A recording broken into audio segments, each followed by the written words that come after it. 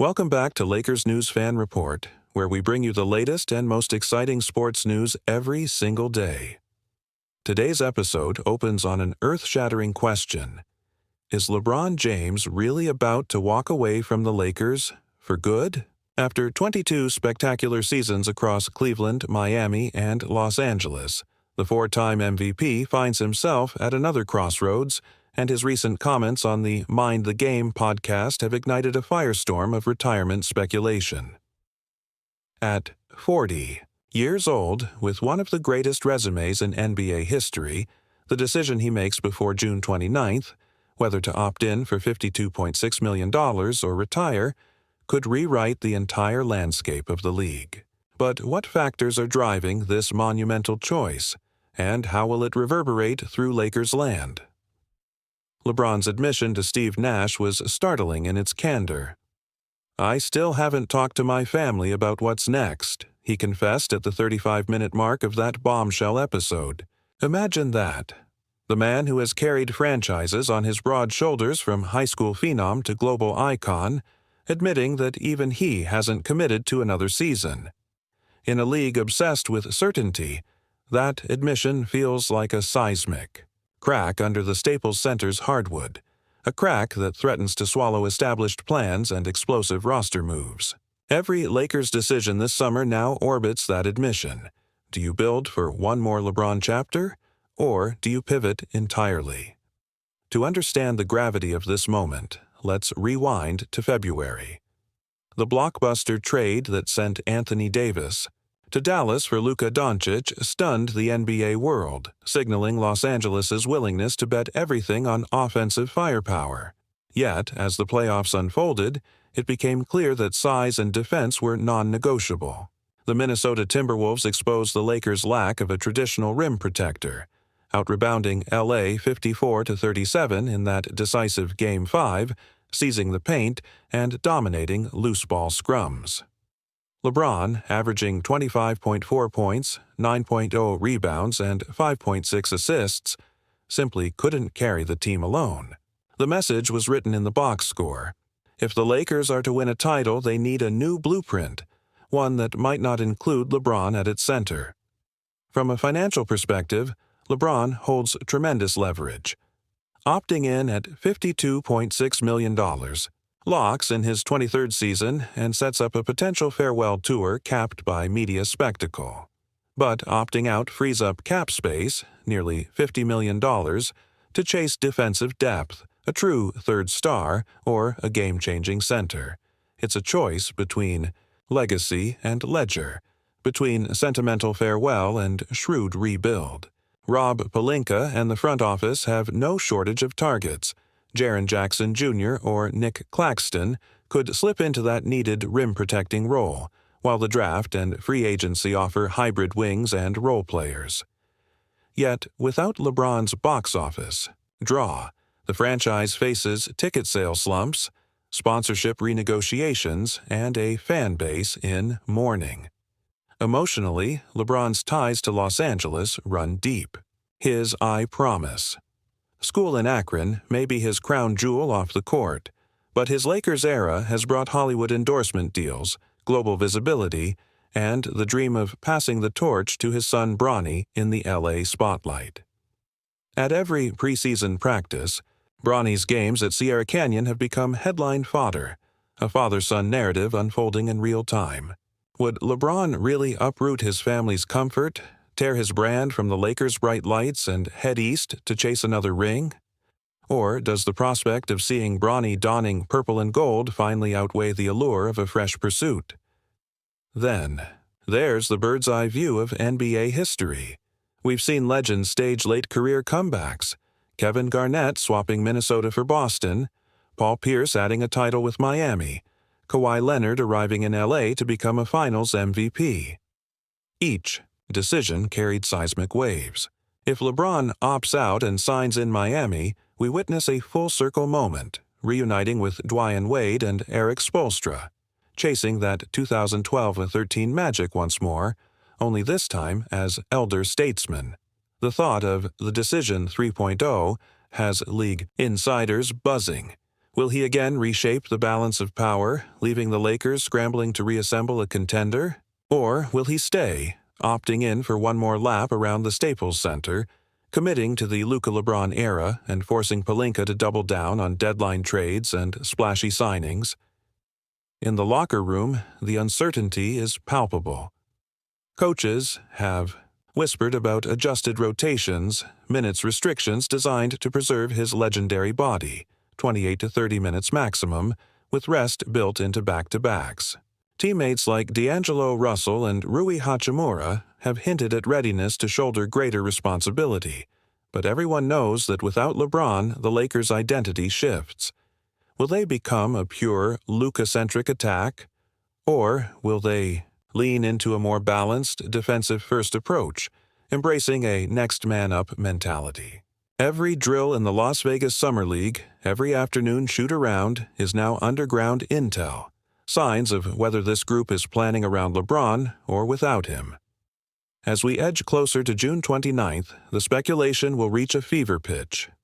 Insiders will leak terms of a potential retirement payout, something NBA pensions nerds will analyze for hours.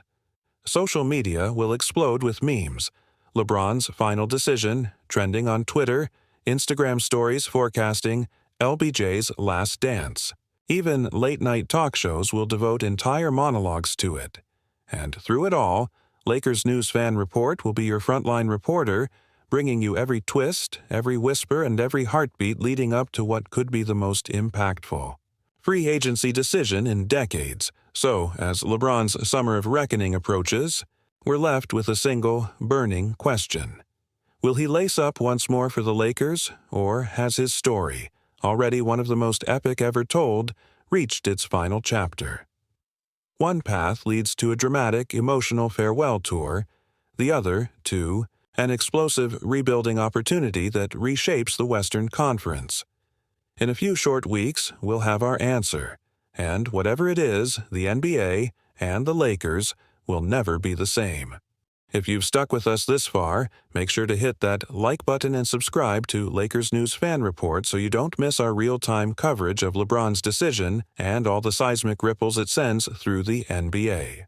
Now, let's dive even deeper into every possible outcome and then tie it all together with what's at stake.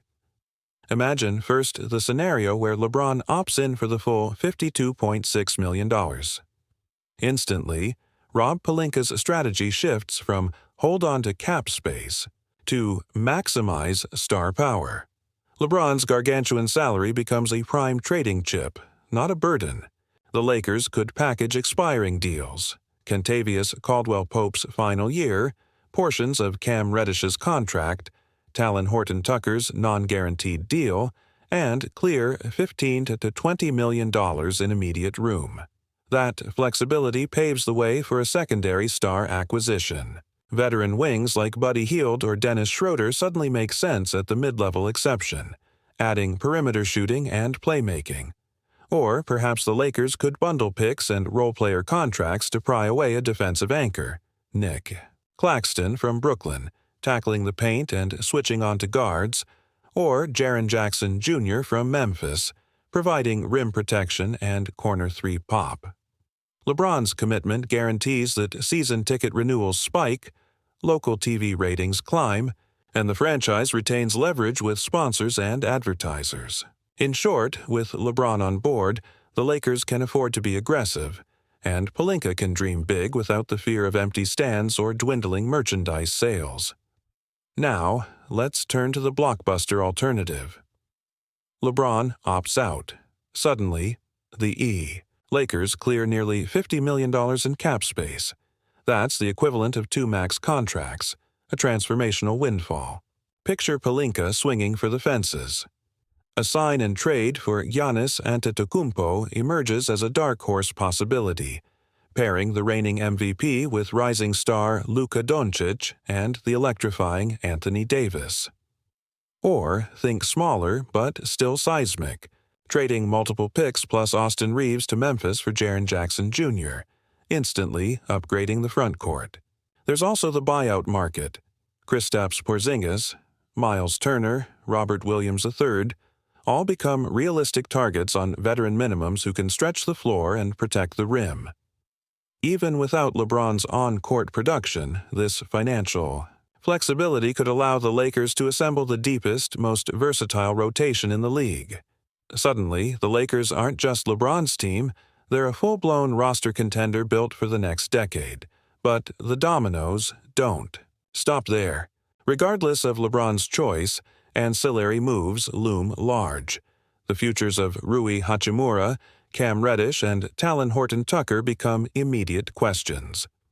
Will the Lakers hold on to Horton-Tucker as a long-term bench-building block, or include him in a larger package for a more polished veteran? What about draft and stash prospects overseas? Do the Lakers risk stashing a second-round pick abroad if they need roster spots, or do they roll the dice on late-round gems stateside? And the trade deadline itself transforms. If LeBron opts in, deadline deals center around fine-tuning. If he opts out, it becomes the ultimate reset button.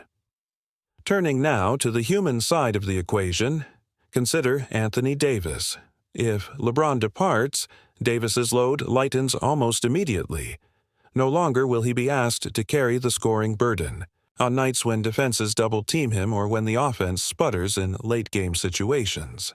Instead, Davis can play closer to his natural position, focusing on protecting the rim, snagging rebounds, and slipping out for his patented short-roll jumpers, the very skills that made him one of the league's premier two-way talents.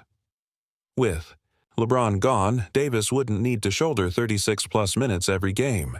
He could settle into a 28 to 30-minute role, preserving his energy and reducing wear and tear on his notoriously malleable calves and knees.